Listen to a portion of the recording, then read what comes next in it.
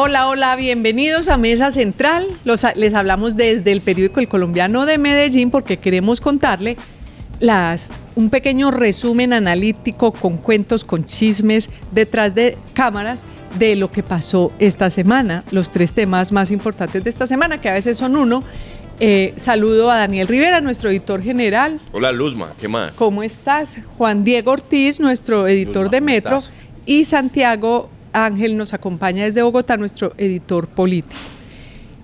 Bueno, entonces nadie me ha preguntado por qué están los 2 pollos, pero pues yo puedo contar. Más que No, es que más que la Petro. gente va a decir, tan cansones estos con los pollos.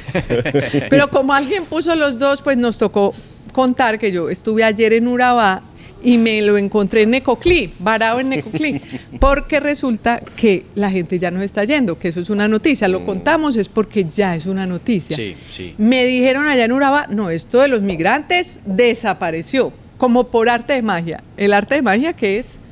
Trump. El martillo de Trump.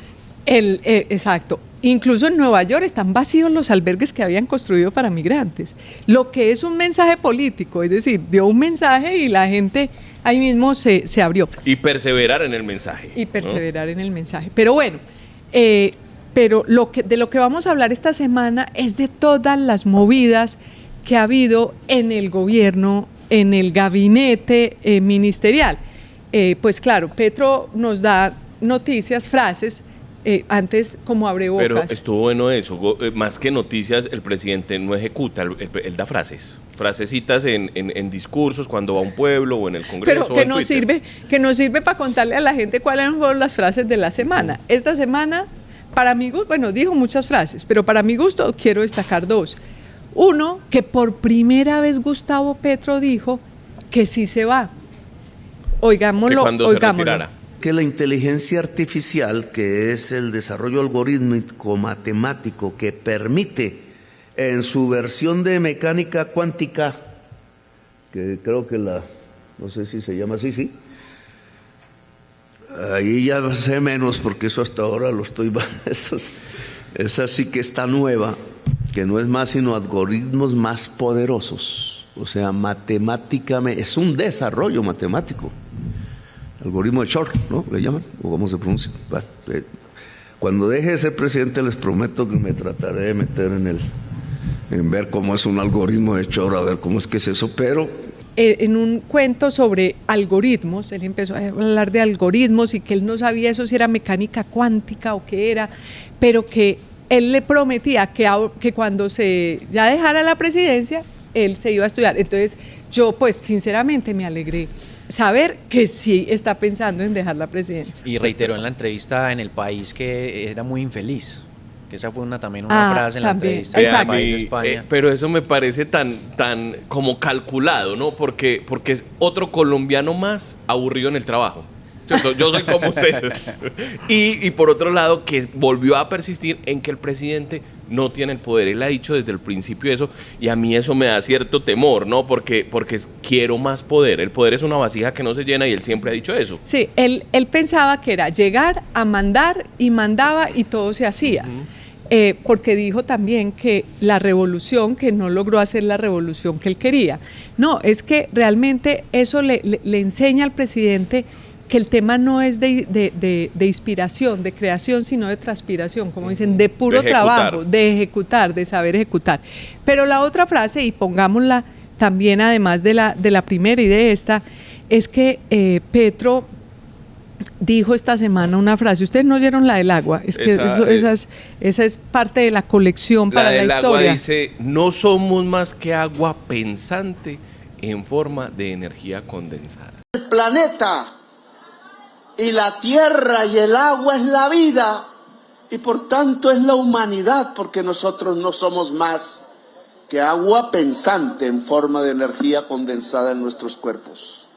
Dicen los físicos, para el periodista que no quiera entenderme. Pero digo, ustedes se burlan, pero digamos que es verdad.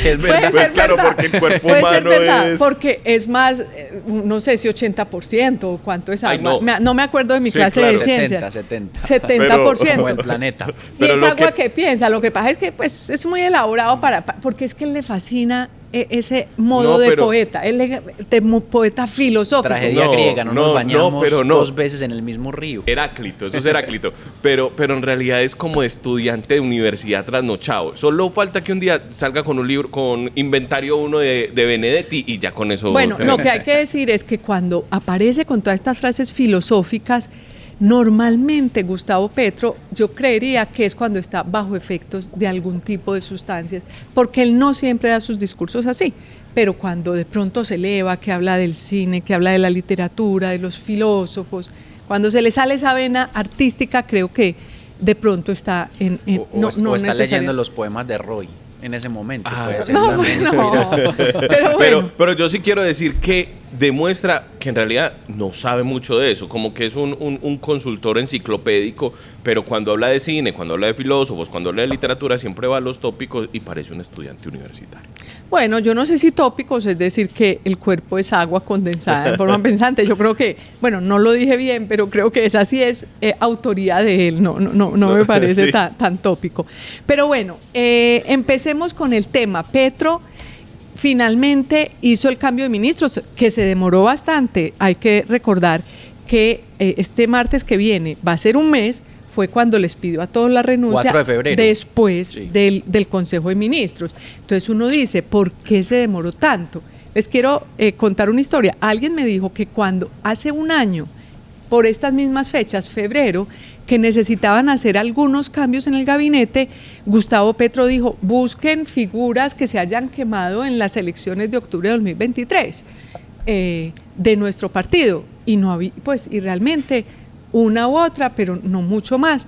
Entonces él le tuvo que decir a Carlos Ramón González, que era en ese momento el del DAPRE, el que le manejaba, busque usted a quién ponemos. Entonces en ese momento fue cuando Carlos Ramón González trajo por ejemplo, a Diego Cancino, que lo iba a poner en la SAE y que se enredó. También trajo a Luis Carlos Leal a la Superintendencia de Salud. Que enredado esta semana. Exactamente. Pero lo que quiero expresar con esto es que realmente Gustavo Petro no tiene con quién llenar las vacantes de su gabinete. Es que Ya subirse no hay, a un avión que se va a caer. sí, a un gobierno que está fracasando rotundamente. Probablemente nadie se quiere subir en ese avión. Pues es que tan fracasado que el mismo presidente acepta que es un fracaso, que él fracasó como gobernante, se lo dijo al país. Ahorita Claro. lo citábamos. Entonces, el tema es el siguiente, pero no obstante eso, no obstante él sabiendo que no tiene suficientes buenas fichas, hace lo que podríamos llamar una purga en su gabinete por cuenta de que se le insubordinaron con respecto al tema de que hubiera puesto a Benedetti, no a su diestra, sino a su siniestra. Su siniestra. Que lo puso, entonces la gente se les insubordinó y él no se los perdonó, ni siquiera personas muy cercanas como Susana Muhammad, les perdonó que se hubieran insubordinado. Esto es como un poquito eso de la doctrina comunista que habla de las contradicciones internas que se pueden resolver siempre y cuando no dañen la unidad del partido, siempre y cuando no dañen la figura del presidente. Entonces el presidente los despachó y ahora se está viendo en calzas prietas para llenar esos cargos. Santi, cuéntanos un poco los cambios, qué hay que destacar en los cambios que se han hecho. Pues Luz María, quizás lo más importante es que se confirma la salida de la vicepresidenta Francia Márquez del Ministerio de la Igualdad, porque ese era un movimiento que se había anunciado. De hecho, nosotros contamos en primicia que cuando el presidente le pidió la renuncia protocolaria a todo su equipo, era a todo su equipo, incluyendo a la vicepresidenta, y ella se demoró en enviarla, no la tramitó al DAPRE. Finalmente ayer el presidente confirma que va a haber un nuevo ministro de la Igualdad, no la vicepresidenta. Queda un poco entonces en el aire su papel. No se sabe qué va a hacer, si es que va a entrar en campaña, porque las funciones de la vicepresidenta son muy limitadas. Sí, realmente lo que parece ser al final de la semana es que hay un rompimiento total entre el presidente y la vicepresidenta. Y el tanto que el presidente sugirió que la vicepresidenta simplemente está beneficiando a un sector de las comunidades afro, a un sector del país, y ahora le entrega el Ministerio de la Igualdad a Carlos Rosero, que Carlos Rosero, pues se sabe y se dice en Bogotá que es uno de los que formó también a Francia Márquez, ¿o no? Sí, lo formó, y le él es el ayudó, líder. pero puede ser entendido al contrario como como notificación de ese rompimiento, según los entendidos. Pero oigamos la frase que dijo el presidente sobre que Francia Márquez, porque es como una respuesta del presidente a los ataques que le ha hecho Francia Márquez, porque primero vino el comunicado y un audio que Francia Márquez filtró, que escuchémoslo. Quiero que sepas que estoy aquí y seguiré adelante. No me van a frenar. Gobernar este país requiere de valentía, transparencia y honestidad. Y yo estoy tranquila porque la verdad está de mi lado. No olvide por qué estoy aquí. No es por cargo, no es por títulos. Estoy aquí por ustedes, por quienes nunca han tenido voz en el poder. Y luego vino lo del presidente diciendo que él iba a nombrar a alguien en el Ministerio de la Igualdad, no para que apoyara a un solo partido político, y no solo una comunidad de negritudes, sino a todo el país. Entonces pareció que le mandó también su puya a la vicepresidenta Francia Márquez. Y la vicepresidenta dando entrevistas, ¿no? Tirándole al gobierno, filtrando audios, dando cartas, que es un modelo de gobierno de dividir, ¿no? De dividir un partido, y ella estaba muy cercana a Daniel Quintero y a Carlos Caicedo, ¿no? La pregunta es si es que ella está en campaña. Yo creo que ya comenzó la campaña. De hecho, la foto con Daniel Quintero y Carlos Caicedo, que yo creo que no le ayuda mucho, realmente es un acto de campaña, y ahora se ratifica porque empieza otra vez un poquito con la historia de que la quieren matar. Bueno, aunque también hay quienes dicen, ¿qué tal? La vicepresidenta la quieren matar. Antes querían matar a los de la oposición, ¿cierto? Siempre los que estaban en la oposición decían que los querían matar, ahora es a los del propio gobierno, entonces ya no sabe uno si es que es a unos a los que siempre pareciera que quisieran matar, o también les sirve de excusa el tema de que lo quieren matar para ganar ciertos créditos. Cierta simpatía. Porque no solamente lo dice ella, sino que también lo dijo Augusto Rodríguez, el director del DNP, pero ese ya sí tenía como otra connotación. De la UNP. Pues María, sí. Y hay otra lectura que me parece interesante, y es revisando los nombres de este primer anuncio, pues que todos son nombres en realidad que ya se conocían. El presidente no descubrió, por ejemplo, si Luis Carlos Reyes se va, que nuestras fuentes en Palacio nos dicen que sí se va a ir, pero que no le han podido encontrar el reemplazo porque las hojas de vida no le han gustado a Petro. Pero viendo estos nombres, por ejemplo, Patricia Duque es la nueva ministra del Deporte, pero con ese nombramiento le dieron juego al Partido Conservador. Y Armando Benedetti, que ha tenido reuniones con las bancadas en la Cámara, sobre todo, con más de 100 congresistas en las últimas semanas, estuvo en el Congreso hablando con congresistas, también demuestran que es un gobierno que está en modo campaña. Es un nuevo equipo de cercanos a Petro, muy de corte activista, pero también muy de corte de negociar políticamente para hacer campaña. Además dio una participación importante a las comunidades étnicas. La nueva ministra de Ambiente es una indígena huitoto, creo que del Amazonas. Sí, los huitotos son del sur del país, Caquetá y Amazonas, y es la primera ministra indígena en Colombia. Y la ministra de Cultura también. La ministra de las Culturas. De las Culturas. Luzma, de las Culturas es Yanay Kadamani Fonrodona. Libanesa.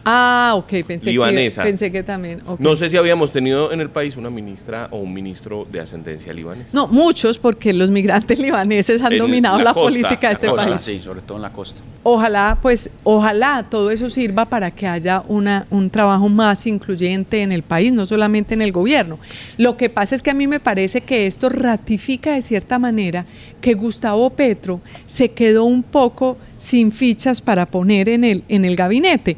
No porque ellos no sean válidos, sino porque si su propósito fuera ser incluyente, las habría puesto desde el principio del gobierno. Además, Claro. tiene que dividir en dos frentes ahora con el comienzo de la campaña también. O sea, mirar las fichas que tiene para el remate del gobierno, pero también apuntalar la estrategia a lo que vino Benedetti en las elecciones de 2026. Claro, porque finalmente lo que le entrega un poco es el gabinete a Armando Benedetti, porque según entiendo, me corregirá Santiago, pues la que queda en el DAPRE, que es como la que maneja el computador de Palacio, que otrora se hablaba, o las galletas de Palacio, pues parece que fuera a trabajar como subordinada de Armando Benedetti. Y no va a ir allí, como se había dicho en la semana, que de pronto iba a ir Alexander López, el director nacional de planeación, pues ahora no va. Queda una joven pequeña en el sentido de su trayectoria, para que Armando Benedetti desde el Ministerio del Interior maneje ese juego político, porque esa es la gran apuesta. Finalmente, esa es la gran apuesta de Gustavo Petro para estos 524 días que les faltan. Ayer hice la cuenta, 524. Ah, ¿no habías vuelto a hacer la No, cuenta? no he vuelto a hacer la cuenta. Es decir, dentro de 24 días ya podemos decir faltan menos de 500. Sí. Y eso también es... Oíste, Luzma, pero yo creo que hay una cosa, tú contabas, a veces nos dicen, bueno, ¿y qué es lo bueno que ha hecho el gobierno Petro? Yo creo que con estas designaciones de ministras mujeres, ministras indígenas, vicepresidenta afro, sí ha sido muy buenos los símbolos, ¿no? Sí, simbólicamente, él Eso tiene siempre le ha fuerza. pegado siempre a los símbolos, solo que fíjese, el gran símbolo que era nombrar a Francia Márquez, crearle un Ministerio de la Igualdad, resultó ser un fracaso. Sí. Es decir, hay quienes dicen que es muy importante haber puesto una mujer de afro al frente de este ministerio, pero es que ella ya se había ganado el puesto, ella ya se lo había ganado como vicepresidente, y lo que a mí me parece es que entre que la maltrató mucho el presidente Gustavo Petro, dicho por personas que han trabajado con ellas, y entre que ella tampoco fue capaz de hacerse valer y de exigir que eso tenía que funcionar como ella necesitaba, pues es un fracaso rotundo. Entonces a veces uno dice, bueno, sí, muy importante, pero también hay una cantidad de mujeres afro. Yo en esta época he defendido la calidad y la capacidad de una cantidad de mujeres afro. ¿Por qué no pusieron a una de ellas? En vez de eso, pasó también que el presidente Gustavo Petro, en vez de dejar a Aurora, la ministra Vergara, ministra de Educación, que era excelente, pues la quitó para poner un incompetente como es el ministro de Educación. Es un chistín que no ganó ni la maestría. Luz María, no, es que sobre eso me parece también que es un gobierno de muchas contradicciones, ¿no? Porque, como decía Daniel, desde lo simbólico sí tiene una carga designar a algunas mujeres que tienen una relevancia con etnias indígenas, pero pues al mismo tiempo a un sector al que Benedetti le ganó la pugna, no solamente es a los contradictores internos, es al feminismo en la opinión pública, ¿no? También es victorioso sobre las críticas del feminismo. Pues no sé si eso se le puede llamar victoria. Yo diría que al contrario, pues es una completa derrota para el presidente Gustavo Petro y una demostración que él no es ni feminista ni tampoco inclusivo, porque la manera como trató a Francia Márquez también demostró que lo que es cuento, que todo es cuento, que él sabe los discursos que hay que echar para complacer a la gente, a un sector de la población, los discursos de moda. Entonces él utiliza los discursos de moda, pero en la práctica ha resultado ser uno de los mayores machistas al permitir que trabaje a su lado Armando Benedetti, que sea prácticamente el dueño de su gobierno, no solamente Armando Benedetti, sino recordemos de nuevo Holman Morris, que han golpeado a mujeres por las denuncias que ellas han interpuesto. Que luego las quiten no quiere decir que no hayan denunciado en su momento. Y hay que decir una cosa importante, en campaña fue una de las grandes críticas que hizo el feminismo a Gustavo Petro, y Gustavo Petro entonces dio una entrevista creo que en el Teatro Colón en Bogotá, y salió con el pañuelo verde y dijo que él era feminista y que se comprometía a proteger a las mujeres, y se puso el pañuelo verde y hubo una gran celebración alrededor de esto, pero vimos lo que ha pasado. Esta semana nomás, Santi, ¿cómo recibieron a Benedetti en el Congreso? Oiga, pero hablando de eso, es que realmente esta semana fue una semana de peleas. En el gobierno, el gabinete... Rocky Balboa. Se dedicaron, pues como la moda esta semana fueron las peleas, entonces nosotros cubrimos bien eso, pelearon, se sacaron chispas entre Gustavo Bolívar y Laura Sarabia.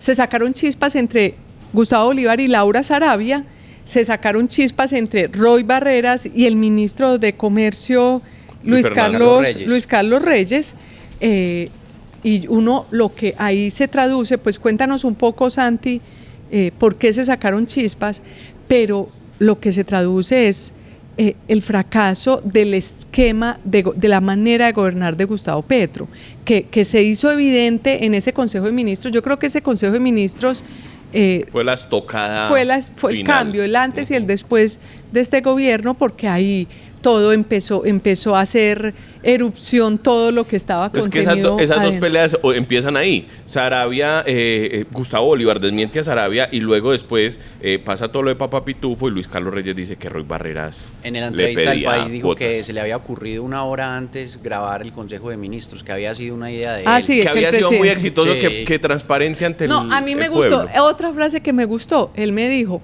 porque era una manera de mostrar cómo gobernamos. Y evidentemente vimos, quedó en evidencia se desnudó. cómo gobiernan. Claro. Pues que es un gobierno en el que él no permite la contradicción, y a los que contradicen cosas que son legítimas, pues los vota. Es decir, lo que se demostró con los que votó, con la purga que hizo, es que Gustavo Petro no permite la contradicción. Porque fíjense, acuérdense el primer remesón. Ya había pasado con Alejandro Gaviria. Con Alejandro Gaviria, con Jorge Iván González y con Cecilia López, que quienes lo contradijeron los votó. Santiago, ¿ibas a decir una última cosa? Nos iba a contar la pelea de esta semana del gabinete. Es que justamente la pelea del gabinete, estas guerras internas habían sucedido desde siempre. De hecho, nosotros también revelamos cómo esa guerra interna estaba muy profundizada entre Augusto Rodríguez y Laura Sarabia, cómo Verónica Alcocer se distanció de Augusto Rodríguez y empezó a desconfiar de él. Pero antes la guerra era interna, eran cadenas de WhatsApp, eran rumores, eran conspiraciones internas. A partir del Consejo de Ministros, las guerras son públicas. Entonces hemos tenido unas semanas en donde primero es Luis Carlos Reyes versus Roy Barreras y otros funcionarios del gobierno por el caso Papá Pitufo, y ahora tenemos una semana de Laura Sarabia versus Gustavo Bolívar y Luis Carlos Leal, porque han tratado de señalar que Laura Sarabia tuvo un papel en lo que salió mal con las intervenciones a las EPS y los pagos a clínicas y hospitales. Ese tema es complicadísimo y enredadísimo, pero es una denuncia importante que incluso hizo inicialmente la W, pero que usted esta semana reveló también la participación de un personaje como Daniel Cure en esto, que pues como es realmente complejo, pero básicamente es decir que es todo lo que está pasando alrededor de una EPS que se llama Cosalud, que el gobierno la intervino, pero que aparentemente había hechos de corrupción que inicialmente Luis Carlos Leal lo había presentado cuando era superintendente, que se dice que por eso lo echó el presidente Gustavo Petro de la superintendencia, que ahora lo recoge la W. Entonces Petro dice, no, pero si nosotros lo denunciamos, pero lo denunciaron, si echaron al señor que lo denunció. Y ahora vuelve y renace el tema, porque como usted lo mostró, pues el tema de Cure ligaría al hermano de Laura Sarabia, Andrés Sarabia, con este tema, ¿no? Sí, y a dos personas más que son muy, muy claves y que también han estado en otros escándalos, Luz María, y son Jaime Ramírez Cobo, que era asesor de Laura Sarabia. El asesor y padrino de su matrimonio, que fue asesor del DAPRE hasta hace poco y está involucrado en el caso UNGRD en la vía del ministro de Hacienda, y a su pareja, Daniela Andrade Valencia, que era la vicepresidenta de la Fiduprevisora, luego quien tenía a su cargo las aprobaciones de los recursos al Fondo del Magisterio, que es sobre donde se origina todo este caso. Este caso es muy importante, pero como todos los casos de gran corrupción, es muy complejo. Entonces, es difícil explicarlo, pero simplemente para concluir el tema del Consejo de Ministros, cerrar con la paradoja. Yo decía que el ministro estaba en modo sátira. El ministro de Educación se supone que debe ser el mejor de la clase, pues uno pensaría, pero ha resultado que es el peor de la clase. El más maleta. Porque presentó su tesis de grado, de maestría en la Universidad Nacional y falló, lo rajaron. que no, es decir, es que Lo uno rajaron no... en el trabajo, lo rajaron en la sustentación, lo rajaron por todos lados. Y por llegar tarde. Eso resume un poco el gobierno, pues si uno fuera a hacer una caricatura del gobierno de Gustavo Petro, ahí está representada, porque este señor es el presidente del Consejo Superior de la Universidad, la máxima autoridad de la Universidad Nacional, pero a la vez se raja en la misma Universidad Nacional en una maestría. Entonces el presidente Gustavo Petro, para tratar de salvarlos, porque a propósito, este no cayó en el remesón, a pesar de que el presidente le ha dicho que le ha faltado, que no llega, lo ha regañado varias veces, lo dejó ahí, porque eso sí no se le insubordinó, porque él es dócil, una oveja dócil de su rebaño. Entonces, ¿qué pasa? El presidente, para defenderlo, dice que qué maravilla que el ministro sacó tiempo para estudiar. ¡Qué maravilla! No, es que uno cuando es ministro de Educación, uno no tiene tiempo de nada. Uno no tiene que ponerse uno no a se puede trabajar. poner a hacer una maestría, es una irresponsabilidad de gran tamaño, es no darse cuenta, no tener conciencia de la responsabilidad que tiene sobre sus hombros. Un sistema educativo que tiene tantas dificultades, que el pacto histórico siempre ha dicho que no, que lo tiene que defender. Pues por Dios, necesitamos no solamente un aprendiz, no necesitamos ni un aprendiz ni alguien que esté trabajando de medio tiempo, necesitamos alguien que le ponga toda la ficha y todo su conocimiento.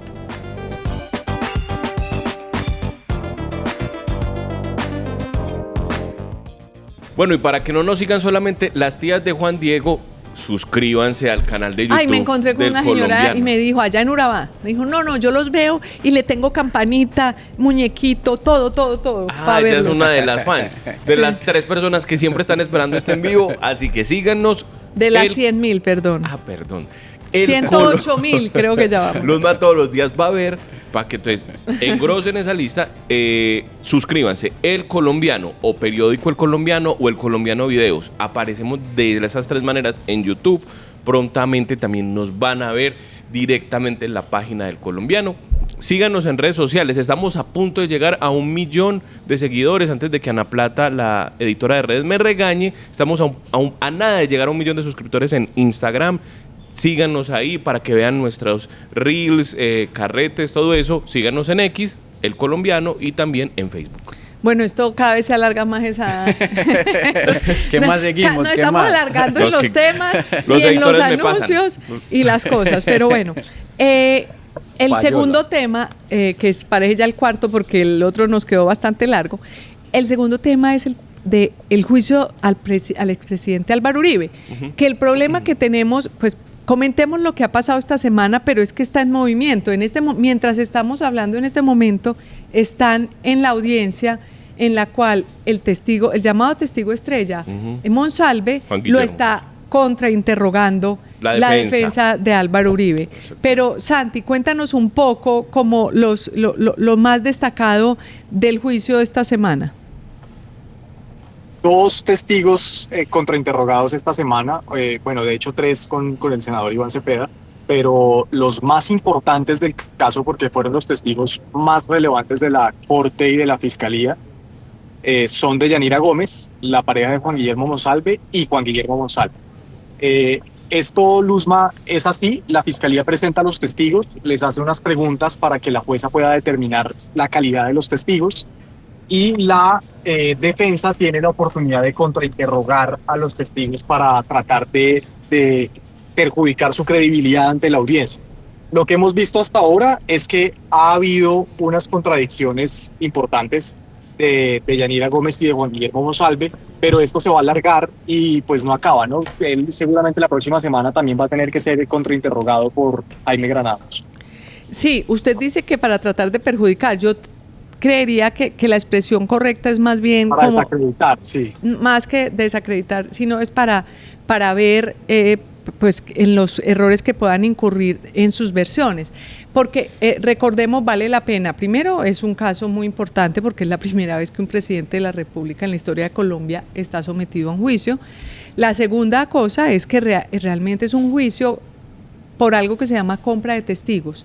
Porque se supone, es decir, el expresidente Álvaro Uribe había denunciado a Iván Cepeda precisamente por eso mismo. Realmente la primera denuncia nace del expresidente Álvaro Uribe diciendo que Iván Cepeda estaba comprando testigos en su contra, y lo que hace Iván Cepeda es voltearle la torta y termina haciendo... Es una de las vueltas canelas más impresionantes de la historia jurídica de este país. Hay un fallo de la Corte Suprema que si alguien lo tiene a la mano lo lea, porque realmente uno al leerlo, uno ve, y que fue uno de los temas dentro del contrainterrogatorio de Iván Cepeda, porque Iván Cepeda termina dándole dinero, apoyando, ayudándole a que cambien de cárcel al testigo Monsalve. Entonces, la pregunta es, el expresidente Álvaro Uribe no podía, de pronto, que no sabemos, su abogado sí ayudó a unos testigos. Que Diego Cadena. Claro, y tenía unas visitas muy irregulares, y después tanto es así, tanto se ve metido en el lodo Diego Cadena, que el expresidente Álvaro Uribe les dice, no, él no era mi abogado. Exactamente, entonces si esa responsabilidad le cabe, ¿por qué no le cabe a Iván Cepeda la responsabilidad de haber también ayudado y visitado 8 o 9 veces al testigo Monsalve?